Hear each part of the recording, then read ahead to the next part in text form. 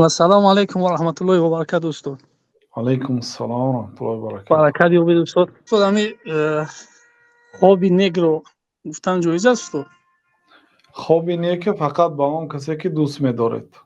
که حضرت یوسف وقتی که خواب نیک دیدند و به پدرشون نقل کردند، حضرت یعقوب گفتند که یا بنی لا تقصص رؤیاک علی اخوتک فیکیدوا لک کیدا ان الشیطان للانسان عدو مبین.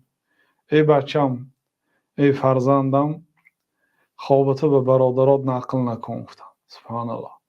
و بیگانهان به برادرهات نقل نکن، چون که شیطان برای انسان دشمن است.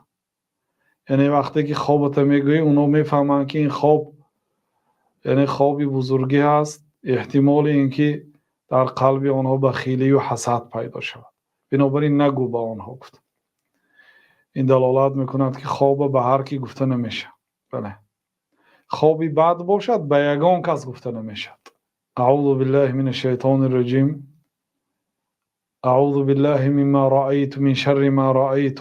با الله تعالی پناه میطلبم از بدی این خوابی که دیدم. میگوید و به طرف چپتون 3 مرتبه تف میکنید و به پهلوی دیگری که خواب بودید خواب میکنید. یعنی اگر با پهلوی راست خوابیده باشید به طرف چپ خواب میرید، با چپ خواب کرده باشید تا خواب دیدن بیدار که شدید به طرف راست خواب میکنید و به هیچ کس نمیگویید. اگر همین کار کنید همین خوابتون به شما ضرر نمیرسونه.